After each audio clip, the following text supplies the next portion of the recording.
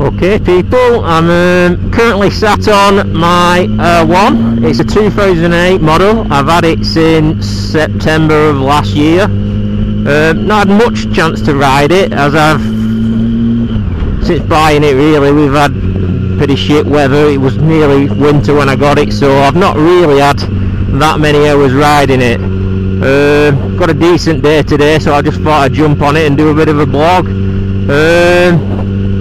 Yeah, I've not rode it for a while, as well as I've recently done my ankle ligaments, so I've just not really had much chance to get on the thing. So this is one of my first rides in probably 6 or 7 weeks, as I've been laid up. You might notice that I'm not wearing all the gear. I can't wear my bike boots because of my ankle, and because I'm just doing this blog quickly, I've just jumped on it and thought I'd do a bit of a demo on what I'm actually riding, basically. As I said, I bought the bike back in September. I've probably done about 1,000 miles on it since I had it. It had done just under 14,000 since when I picked it up. It's now done 15,500. Am I happy with it? Yeah, more than happy. The bike I had prior to this was a CBR 600F. Very good bike. Had that for about 4 years. Really enjoyed riding that. Always wanted an R1 though. Probably didn't ride for about 3 years after selling my CBR 600, but in the back of my mind I've always wanted an R1, so when the opportunity came again for me to get a bike, this was the bike I've always wanted. Am I happy with it? Like I've said, I'm more than happy. The power on this thing is absolutely ridiculous. I wouldn't advise anybody who hasn't passed a test for longer than a couple of years to jump on a bike like this. The throttle control has to be bang on the money, otherwise it's going to cause you trouble. Modifications on the bike. When I got it, it had quite a few already on it. It's got the Aquapovic exhaust. It's got the top yoke, what's got like a carbon fibre cover on it. I've added a seat cowl on the back of it. The roads are terrible. I've added a seat cowl on the back of it. It's got braided hoses. Just a few little extras which make it look nice in stickers and things like that. It's got tinted screen on it, but not much other than that, to be fair. But the Aquapovic exhaust, when I saw it with them on, I was quite impressed that they'd left them on, to be fair. Like I say, it's nearly a 10-year-old bike. It's only done 15,000 miles, which isn't a great deal, but saying that, it is a bike and people don't ride them as much as they do with the cars, so I suppose it's about going rate 15,000, I'd say. Got a bit of open road now, so I'll try and give it a bit of stick now up here. As you can see, the power's there, it's got plenty of it. And like I say, if you've not been riding for a few years, I definitely wouldn't jump on a 1000cc super bike and expect that to be your first bike and be able to handle it, because it's just going to cause you trouble, and you're not going to learn anything when you're running it back of cars, are you? So I do feel a lot more comfortable on a 1000, where I felt a bit more hunched up on the 600, and that wasn't really a sports 600 because it was a CBR 600F. It was a bit of a sit-up sort of bike, but I still did feel a little bit crunched up on it, just due to the size of it. But this thing, this fits me perfect. As you can see, the power of it's absolutely unbelievable. And like I say, I'm only squirting it. I'm hardly really putting it through its paces here.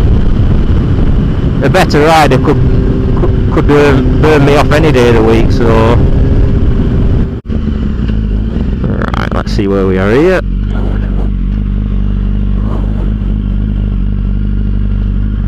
Should be able to go here. Try and get around this buzz if I get a minute. Not going to be easy with this tea time traffic. I should get around it in a minute though. It's a long stretch of road, this. As you can see, I'm in second gear. I'm at 30, so I'm just enough to squat it round here now.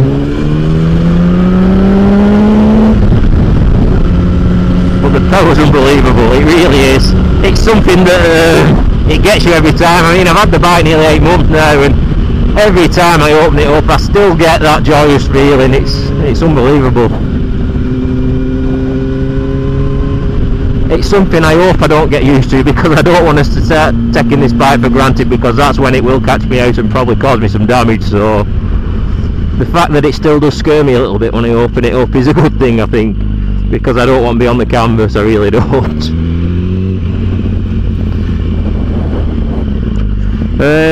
Why did I buy an R1 is a good question. I mean, my dad has a Fireblade, and my dad's always been an Honda lover, hence me getting the Honda CBR 600F. It was my dad who kind of taught me into that, and I have to be honest, it was a great decision because it was a fantastic bike, and when I sold it, the person that had it off me was very happy with it. Cracking bike, cracking first time bike. If you want a bike as your first bike, it's something I'd advise, because it taught me a lot. It can corner for fun. I mean, these big thousands aren't as easy to turn around as your 600s. They're just a joy to behold in the corners. That especially what I had, I loved it. And I bet around the twisties I'd be able to keep up with more thousands on it, because it really was that smooth. But why the R1? Like I said, my dad's always had Hondas, and I suppose with my dad having a Fireblade, I thought, well, I want something to match that, but I don't want a Fireblade, I want something slightly different. A few of my mates have rode R1s, and they basically said what a good bike they were, so I'd say from the first R1 coming out back in the 90s, I've always liked them. I've always liked the underseat exhaust R1, and then I saw this at the right price at Wigan Yamaha, and it was just there at the right time, and I thought, yeah, why not? I have to admit, when I did pick it up back in September, after jumping straight off the 600, I thought, yeah, I'll be alright, I'll put it through its paces round here. Opened it up from the from the dealership, and absolutely bricked my pants. I really did brick my pants. I mean, until you've ridden one, and I suppose there's going to be a lot of people watching this who have ridden one, they're just a totally different beast altogether. Totally different beast. And it did take me a good few weeks to get used to this. I was petrified of it when I first got it, I won't deny that. Still now, it catches me out at times. It's just raw power. It is raw power, and it's so easy to catch yourself out, and that's why I wouldn't advise anybody who hasn't got decent motorbiking experience to think they can just go and get on a 1000cc motorbike after passing the test, because it's just not worth it. You're not going to learn nothing on a bike like this unless you've got the skills already. Once you've got the skills, by all means, go out and get one. I'm not saying don't get one. I'm not saying, if you think you can handle a bike like this and you want to go out and do it, by all means go out and do it. I know people that have, and they've been fine, but you've seriously got to watch what you're doing. Seriously. I wouldn't like to thought I'd done it, put it that way, because I don't think when I passed my motorbike test that I was ready for a bike like this. Just my honest opinion. Everybody's different. But yeah, I absolutely love it. At some point later on in the video I will get off it and take you around for a look at it and show you what it looks like, basically.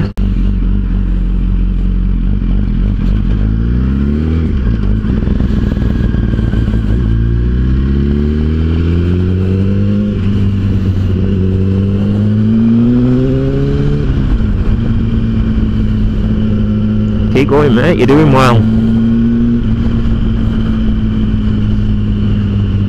Yeah, the ankle injury I did it playing football. Believe it or not, it weren't even in a tackle.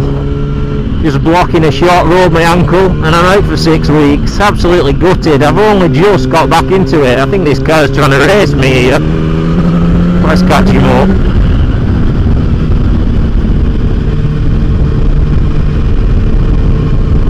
I'm not going to be flying past him like a bat out of hell, because I don't really know this road very well. I might opens up in a minute, just blast past him.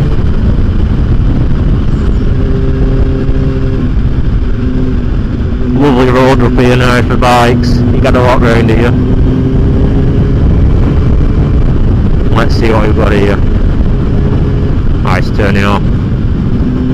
Let's just squirt past him here. I think we've got a Sunday driver.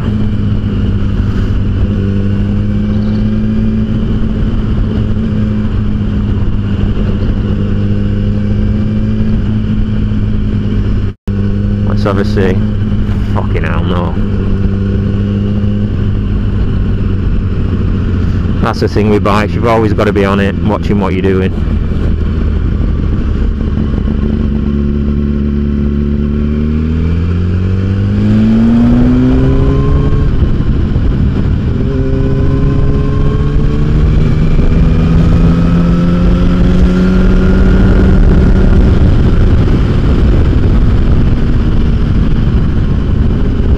Going into the village now, so I'll just put the anchors on here.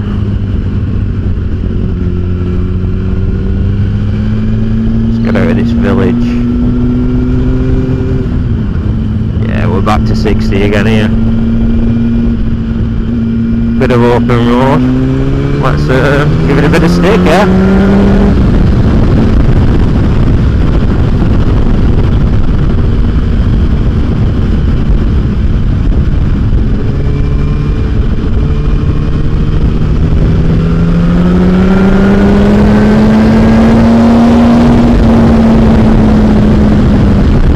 God, I love that power. I really do. It's something you'd never ever get bored of. What a machine. And like I said, this is a 2008, so it's bordering on 10 years old, but what a machine. I can't even begin to imagine what the new ones are like. But I really don't see why you'd need that power, because this is just bonkers, and I can't ride it anywhere near to its potential. Absolutely nowhere near. I mean, I'm not trying to kill it today, but even if I were, this bike's too good for me as a rider, to be fair. But I do love this power. Just twists the wrist and it just wants to go. It's an absolute animal.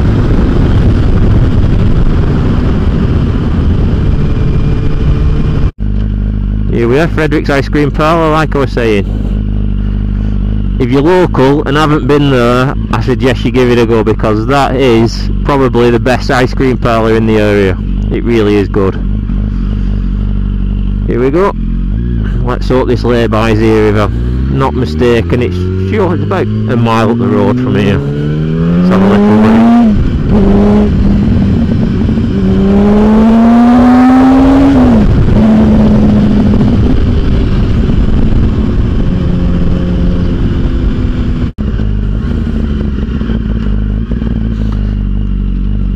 Wow, I don't want to get off it now.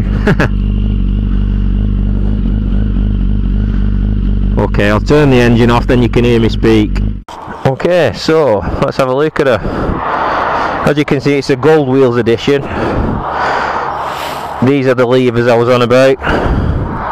Like I said, they're solid metal, they're not the folding ones. The reason being, like I said, one of my mates tried to put his brakes on once, actually hit the underside of the lever here, flipped the lever up and couldn't stop, and ended up crashing into the back of someone. I'll not mention his name on here because I don't want to shame him. But yeah, got them on it. It's got the tinted screen, braided hoses, as I've already mentioned. That's the alarm. It came with a data tool alarm on it as well. I've put this seat coil on it. Aquapovic exhaust. It did come with a different tank protector, but it was very tatty, so I've just put that carbon fibre looking one on. What else is on it? I think that's about it. I put the what's it called, the bungs on for lifting the back wheel up to get the I forgot the name of it now. Paddock stand, that's a word I was looking for. And I think that's it pretty much. Got any questions for me? Drop me some questions in the comment section and I'll be happy to answer you. See you later.